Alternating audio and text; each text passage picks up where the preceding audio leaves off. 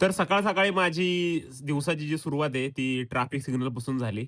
सिग्नलवरती थांबलेलो, वाट बघत होतो कधी सिग्नल उघडतोय आणि पाऊस यायची शक्यता वाटत होती, पण बघू काय होते पुढे. त्यानंतर सिग्नल सुटला आणि मस्त मी व्ह्यू एन्जॉय करत चाललेलो. पाऊस तर काही पडत नव्हता. मग त्यामुळे काही टेन्शन नव्हतं. नाहीतर ते टेन्शन, काढ रेनकोट, घाल रेनकोट. काय बोलू आता. आणि मी पोहोचलो ऑफिसला आणि लागलो कामाला. आज काम करायचं बिलकुल मन करत नव्हतं. पण काय करणार, काम तर करावं लागेल. नाहीतर ही माझ्यावर तशी पण लक्ष ठेवूनच आहे. पार्कमध्ये आलो होतो. हे बघा इथं चमडी चाळे चालल्यात. त्यामुळे पार्कमध्ये मला येऊ वाटत नाही. कारण की जिथं जाईल तिथं चमडी चाळे चालूच असतात. आणि दुकानावरती आलो होतो आणि ही डॉगीज गँग माझ्याकडे बघत होती. मला इमोशनल ब्लॅकमेल केला आणि बोलले, की "भाई बिस्किटचा पुडा तर चारलाच पाहिजेस."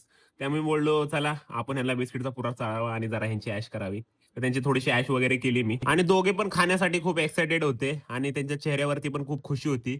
ते बघून मला खूप छान वाटलं. काय आता त्यांच्या खुशीतच माझी खुशी आहे. त्यामुळे त्यांना बिस्किट वगैरे चारून मी तिथून निघालो. आणि हे काका बघा डोळे बंद करून कसे पैसे मोजतायत. थुका संपला त्यामुळे मला बोलले, की "भाई पाण्याची बाटली दे." पाणी ओतून पैसे मोजायला लागलेत, पण थांबत नव्हते पैसे मोजायचे. पूर्ण पैसे मोजूनच गेले. आणि तांबडं काळं कुत्रं माझ्याकडे का असं बघत होतं काय माहीत. परत मला काय धोक्याचा संकेत देतोय का काय, काय माहीत. परत आपलं नशीब फळफळलं आणि मला मस्तपैकी सिग्नल लागला. मग त्यामुळे जरा मला थांबावं लागलं. त्यानंतर मी पुढे गेलो. घरी येऊन बघतोय तर काय इकडे सर्व लाईट गेली होती. तर काय आपली गाडी उचलली आणि निघालो जिमकडे. काय करणार जिमला तर जावं लागेल आपल्याला. कारण आपले भावेश सर आपली वाट बघतायत, की कधीपर्यंत जिमला येतोय. त्यामुळे मला जावं लागेल. आज होता माझा चेस्टचा आणि ट्रायसेप्सचा वर्कआउट. वर्कआउटला मी सुरुवात केलीच होती, की मला दिसले, की भावेश सर काहीतरी करतायत तिकडे. मित्रांनो भावेश सर लगेच सुट्टी मारायला तयार आहेत. 15 ऑगस्टची सुट्टी. भावेश सर का असं करताय?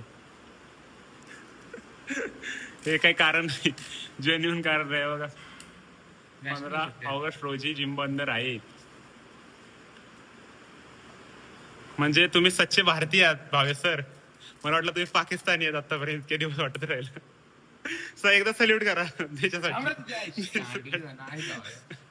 देशासाठी एकदा सल्यूट करा भावेश सर, एकदा सल्यूट मारा. तर मित्रांनो आजचा ब्लॉग तुम्हाला कसा वाटला मला कमेंटमध्ये नक्की सांगा आणि भेटूया पुढच्या ब्लॉगमध्ये. चला बाय.